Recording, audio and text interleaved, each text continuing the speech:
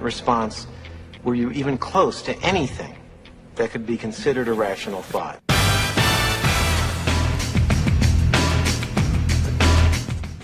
I love that opening. I do have rational thoughts in the show, guys. It's just not. I'm only talking about myself, not my guests, of course. And our guest today, oh my gosh, I always like everybody I talk to, of course, because that's the kind of guy I am. But when you meet somebody known for a few years, and he's got military background, lives in Puerto Rico, is handsome, smart, and he's crushing it in an area that nobody even knows about, you definitely want to get to know this guy, and that's why you're on the show today. So we're going to talk about this in a minute. We're going to mostly talk about something that most people don't understand about crypto. Don't run away.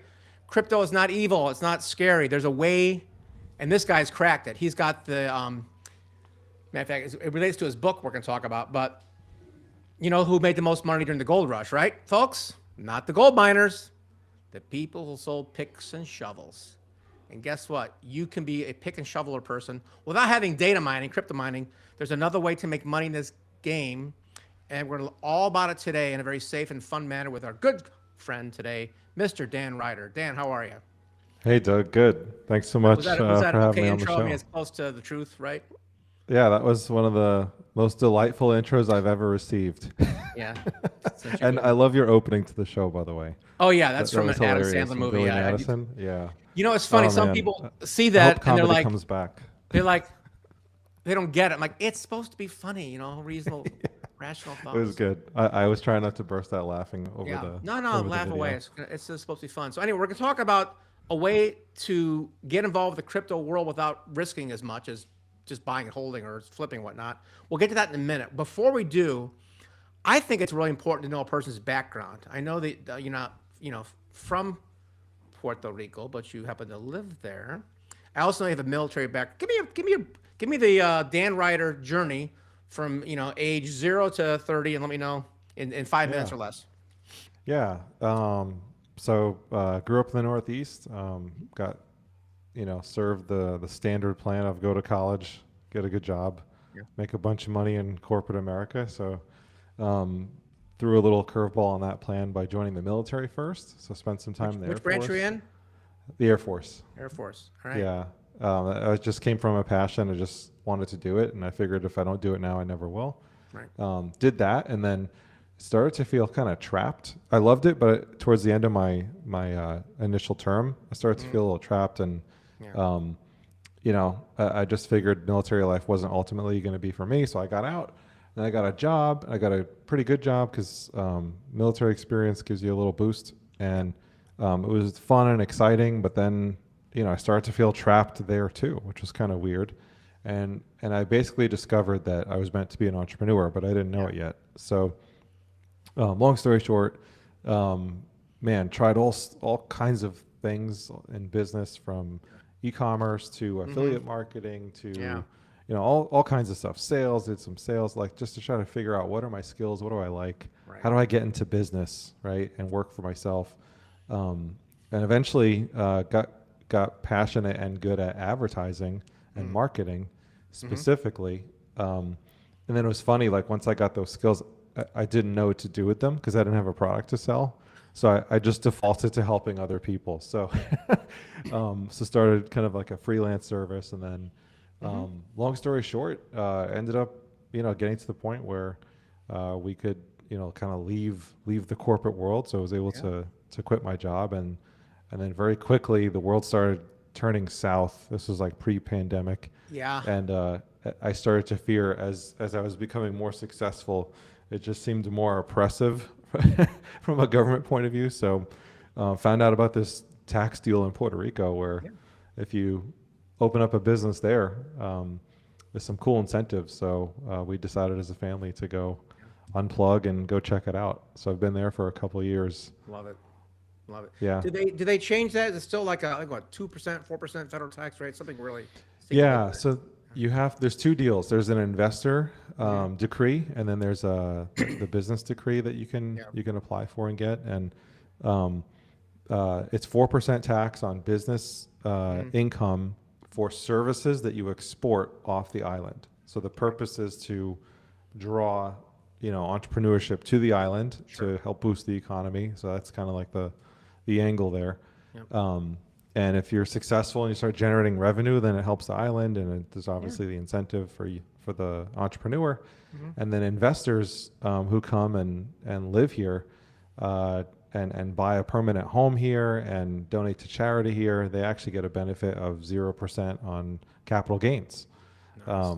But the catch with all of this is you must actually live here. You can't just like open a no remote PO box address up here, right, and be yeah. like, yeah, I'm in Puerto Rico. No, like they really do check, and you have to do it the real way. Yeah. Why wouldn't you want to live there? I mean, what do you think, Detroit or Puerto Rico? I mean, come on. Yeah, it's pretty cool here. Yeah.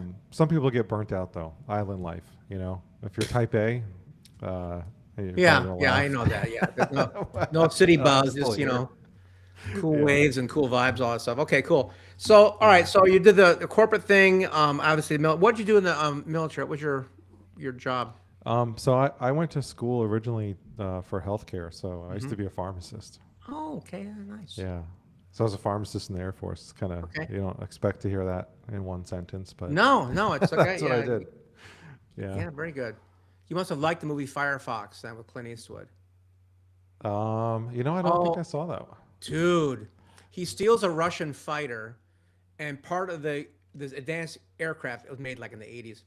You plugged in physically to the fighter and like sensed your thoughts and stuff. And when you Oh, get wow, I tired, gotta it would check shoot that out. drugs in you. And it was you were one with the airplane. It was fanciful. Check it out. It's not a Christmas movie like Die Hard, but it's good. No. It Firefox, sounds like it Clint should Eastwood. be. Yeah. All right, so pharmacy, corporate, and then marketing stuff, and the internet's exciting, and then you decided to get involved with crypto, but in a very unusual manner. And I use the word unusual because Yeah. most people don't understand this until they get to know you.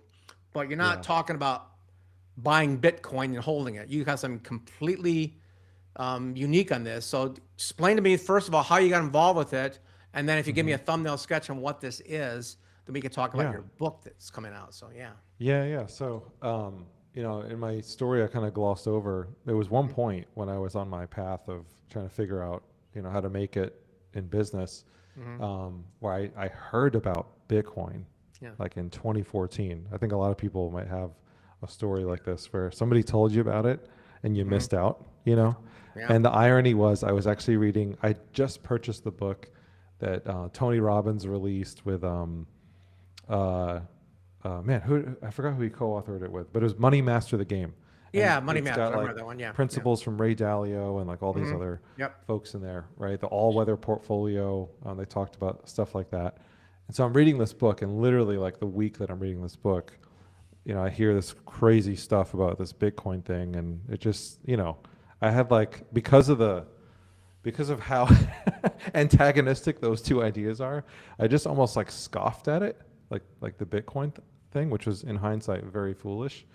And so I kind of parked paying. I didn't actually. It was a lesson that I'll never forget to just don't just jump to conclusions. Look at something, and I dismissed the messenger too. Also, it didn't help that the person at work was maybe not the most like credible person. But so Dan, you can't beat yourself up on this. For everyone that we missed, there's about 1,000 that we're glad we missed. that's true. That's I read true. an But we were article. talking about Bitcoin. No, but I read an article about the Yeah. guy who invested in Apple for $800. He was given 10% of the company for $800. Wow. But after a few months or a year, he's like, you know what? I'm not really confident. I need my money back. I'm like, okay.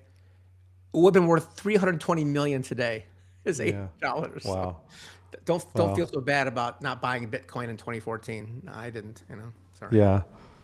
So then fast forward 2017, 2018, that bull market comes along. Yeah. And of course it's getting everyone's attention because this was like with the first kind of big bull market.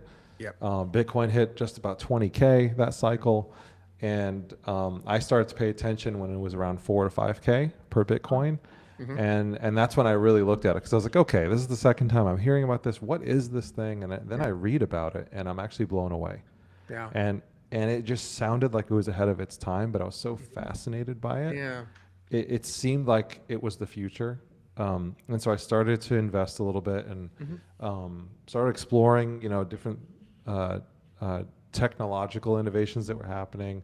There were some opportunities that were coming up to get involved in the industry, but the difficult part was I was still working at my job Yeah. while also still working on building a business. And this crypto thing, I could not see how it would cash flow, and I needed cash flow because otherwise I couldn't escape my job. Right. So I realized it was like I got too many plates spinning here, and so I decided to just park it. Like I invested and I parked and I sat on it, and then I just went back to focusing on business, which was probably at the time I would say still the right call. Yes, absolutely. And then kind of rode that market up and down, and as an observer, kind of saw how everything played You had out. some money left there. It was still going up and down. You just didn't touch it, Oh right? yeah, just left it there. So it was good, but it wasn't anything that was giving me the confidence to like quit my job at the time, Yeah. right? Right. So then fast forward, now we're doing well with business. I had left the job and we have like disposable income coming in. So now we're trying to be smart with our investing. And so I revisit crypto yet again for the third time. And I'm pretty conservative in my approach. There's a lot of crazy stories in crypto, people, getting rich overnight practically. But I also knew the risks that came with the industry, and I did not work as hard as I did to escape that grind that I was in, just to throw it all away on some like shitcoin, right? Like that's not that wasn't the plan. So started conservatively, just looking at quality in crypto, looking at what actually makes sense from a tech point of view, what's going to be here, and then around 2021, DeFi, decentralized finance, is this industry that gets birthed, and it creates this opportunity that we've never seen before, for everyday people to kind of basically tap into the same business model that banks and Wall Street have operated, and earn yield or cash flow. And I started getting into this on a personal note, just because I thought it was interesting. It was fun for me. I was kind of geeking out on it at night. And then I realized, like, wow, there's so much here, and even the crypto people don't know about it, right? Because like 9 out of 10 people weren't invested in crypto, and then even like the ones that were, only 10% of those people even knew about DeFi. So that's when I realized, okay, there's something here, and I was showing more and more people about it, and I just had this idea, well, what if we started a community and started teaching people? And then we launched a community in 2022 as an experiment. Can we pause for a second just so people understand? Because before we get to the community, I want to explain what it is. For people who don't understand, because I'm still, people still, I have a vague idea, having known you for a while, but I think giving them an explanation of what it is be helpful. Oh, like DeFi, yeah. Thanks for catching that. So basically, think of every banking service that we have now. Borrowing and lending, trading, like those are kind of the main ones everyone knows and everyone uses.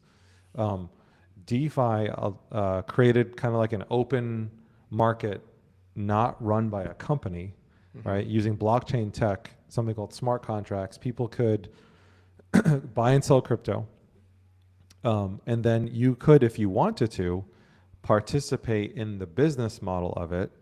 And what does that mean? It means becoming what's called a market maker. And what is a market maker? If you like heard that term, you don't know what it is. Like it's literally what the words say. Market maker is someone who makes the market, and typically that happens through big banks, right? And big funds usually create a marketplace, right? They'll essentially host a lot of an asset or a security for people to buy and sell from, right? They'll kind of host some supply, and why they do that is because they get a cut of the trading fees. So when you trade, right, you pay fees. You pay these little fees. That's the business model of like Robinhood, Coinbase, Charles Schwab. They get trading fees. So you're helping people set up their own Coinbase, their own platform to trade? No, so that's the beauty of it, is these platforms are coded and published, and once that market exists, it's just out there, and anyone can kind of like restock the vending machine, right? It's kind of like the vending machine just gets put out there, and it has certain functions. You could go interact with it, just like think about it like a kiosk at a store, or Yep. literally like an ATM machine. Uh-huh. You know, ATMs and these other devices that we're talking about, companies or somebody owns those things. But with blockchain tech, with decentralized technology, somebody could code a piece of software that does something like allow buying and selling, right? Trading, publish it to the blockchain, and no one owns it. It's just there, and you can't shut it off, right? Now there's one catch. The one thing it needs is inventory, right? Like you got to stock the machine. So, and who can do that? Anyone, right? In traditional finance, that's not true. You need a banking Yeah. license. You need billions of dollars. Yep. And that's why like the little guy has never been able to participate in this business model because it just takes so much. Like we can't do it unless you're a billionaire, right? And you play by all the regulatory rules because they're necessary because you're dealing with Currency. currencies. You're dealing with people's people's finances. You have custodians holding money for people. I mean, that's a Yeah. highly regulated thing. Right, With okay. blockchain, all these middlemen are not there because Right, it okay. just functions without them. It's a robot, right? So basically, you can supply that inventory. If you want to be one of the people that stock the machine, so to speak, then you'll get your cut of the fees, right? So if the machine's got $1 million in it, if Doug puts in 100 grand and I put in 10 grand, you're going to get way more of those fees than I will, because we'll get our proportionate share of the fees for providing this service. Okay, so I put my own candy in the machine. That makes sense. How do I get others to put their candy in the machine? You don't need to. Others can do it or not, but why that candy is there, going with that analogy, is because people want to trade candies, right? They want to Right. trade the Twizzlers for the Now and Laters or whatever, right? Like the Almond Joy for the Hershey, right? So That's a tough one. I would so you're saying, hey, I'm going to put in Hershey's and Almond Joys, right? And then people can trade off those pairs, right? So Right. just like when you go trade stocks, there's pairs, trading pairs. So you can pick the pair that you wanna supply inventory for, and you can go supply it. And so that's how it works. So you're kind of operating as a bank, right? You get to be the bank. You get to lend the capital to this open market. And when I say lend, I don't mean like you're giving it to a person and then they could default on you. It's not like that. Right. It's out there available for trading, and when people trade one for the other and pay the fee using your inventory, you get your cut of the fees. Okay. Is this like inside Coinbase, or would I be doing these trades outside No, of that platform? outside. So Coinbase is these are two worlds, right? So this Yeah. is the hidden market. That's right. The hidden. We want that's actually in your book yeah. title. We'll get to that. Yes. So this is what decentralized finance. It's outside of these corporate structures because it's just directly on the blockchain.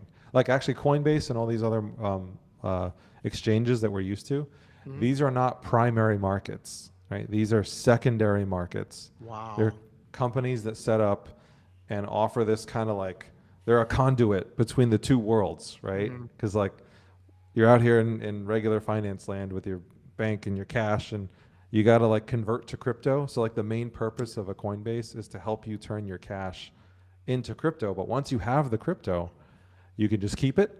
You could keep it on Coinbase. Right. You can your hold it wallet. yourself in your own wallet, which is what I recommend.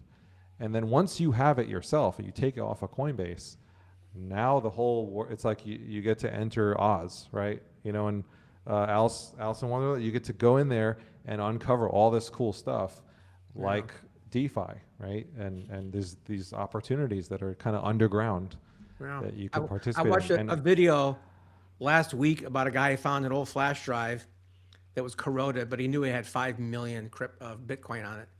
Oh, And it wow. was like shot. And he's like taking it apart with a soldering gun, trying to get it to work again. Like, can you imagine the stress of trying to recover your digital wallet with 5 million in it? And like, well, I hope this works. Like, oh my God. Yeah. It's just stress.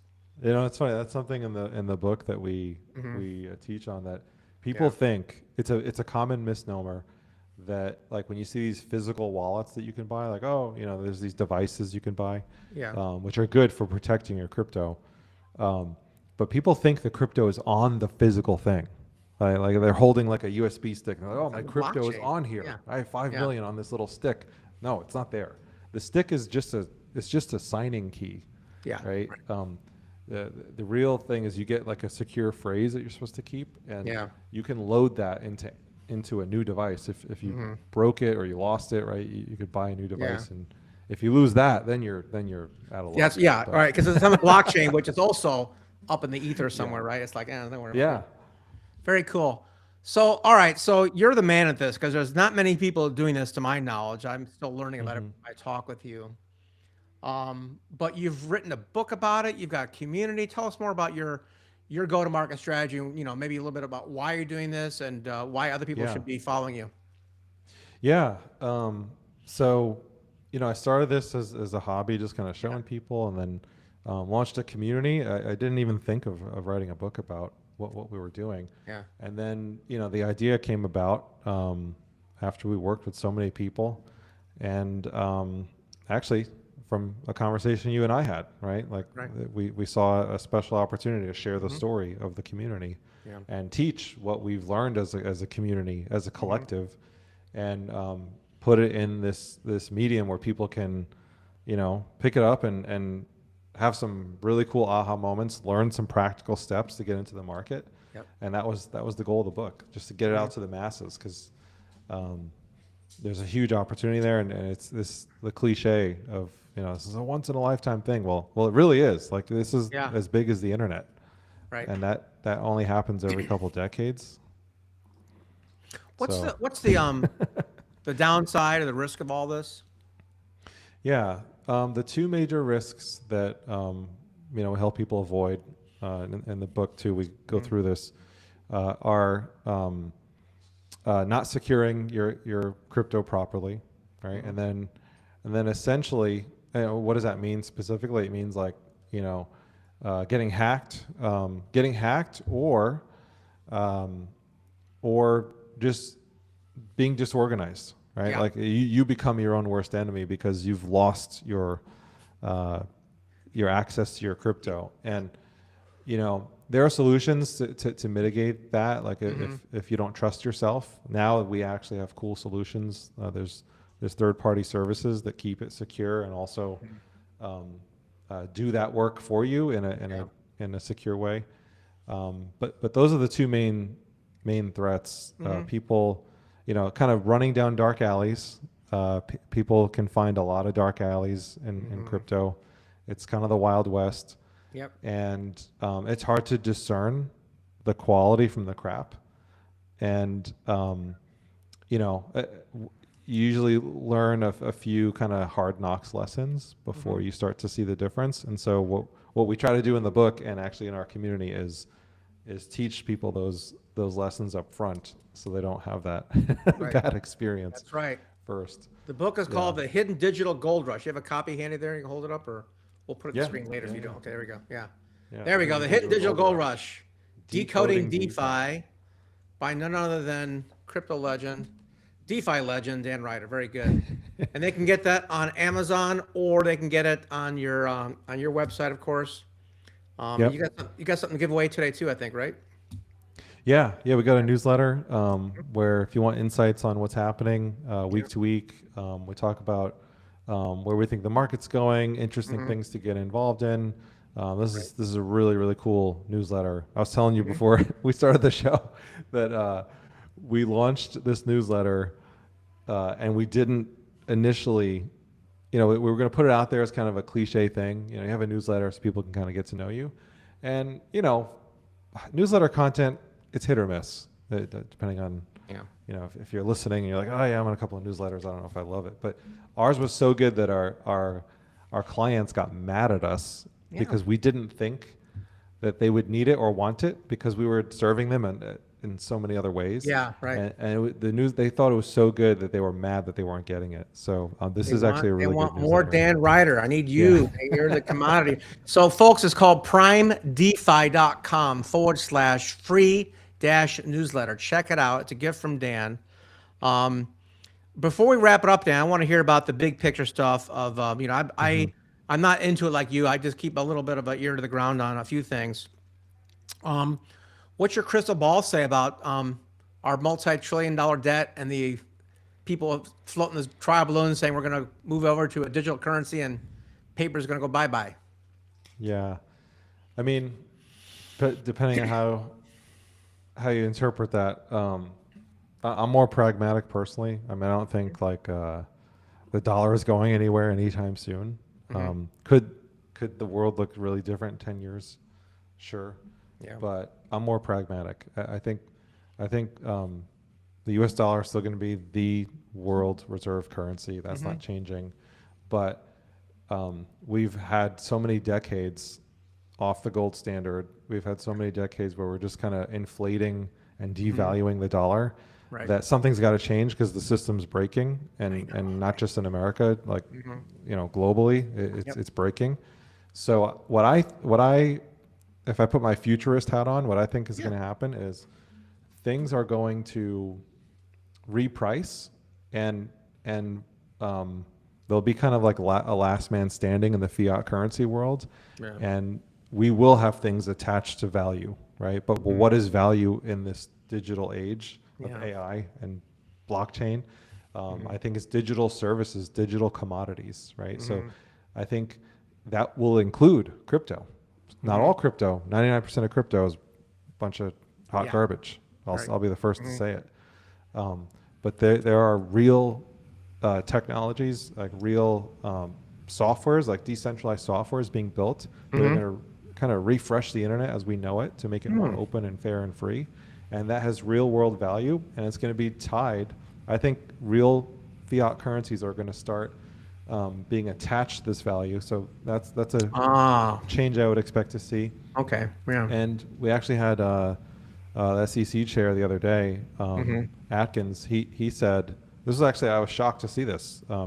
He said that within 2 years that all our, essentially Wall Street is going to be tokenized. Wow. That's a wild thing to say. Their plan is to tokenize the traditional stock market on chain, on top of blockchain rails. Yeah. So this stuff is not going anywhere. The era of crypto's a sham, scam, all this stuff, there was a lot of narrative over the last couple of years. It was kind of negative. Yeah. Yeah. But there's something that is real here that I think people, even if you're super conservative, ought to take a look at. And, you mentioned at the beginning of the call that we don't just buy and hold Bitcoin. You can't do that. That is the simplest plan. You could just do that. And that would be better than doing nothing. But for people who want to, accelerate their returns, they want to earn a cash flow while they're building wealth. There's other strategies you can take advantage of in DeFi. And I'd encourage you to read the book. That's right. We'll unlock this whole world for you. I'm very intrigued. I'm very intrigued by it. I hope our listeners appreciate it as well. It's The Hidden Digital Gold Rush, Decoding DeFi by Dan Ryder. Check it out. In the show notes below are his links for his newsletter, which is so good as his members are mad at him for not giving to us sooner. So check out his newsletter, and I promise you he won't spam you too much, but he will give you some good ideas and help you understand something you probably don't understand and be more well-informed regardless of what you do. So thank you. Any closing statements or predictions you can leave the audience with today, Dan? Predictions. I think this market, but I think we're in a bull market, and it's going to play out over the next 6 to 12 months, which is longer than what people were expecting this cycle. And so I think 2026 is going to be a really, really exciting year for crypto. Lots of legislation got passed, and there's one final piece in the US that will literally unlock global investing, sovereign wealth. All this cash is sitting on the sidelines waiting to rush into the industry. And as soon as this last bill called the Clarity Act gets signed off, they already made it through, I believe, the Senate or the House, one of them, and it has to go through the other one. Then the president can sign off on it, and then that's it. It's game over. Everything else is already passed on stable coins for digital dollars. So, I mean, 2026 is going to be nuts. Outstanding. In a good way. So get in the All right, market. if good. you're We not in the want market. good news. That's wonderful. Thank you so much for being on the show today. Folks, Yeah. you're going to want to take notes. This is the Author Brand Show. If you haven't taken notes, they're right below here. Click on it, get Dan's newsletter, get his book. Hope you have a great day and have a wonderful New Year's. Thank you. Thanks, Doug.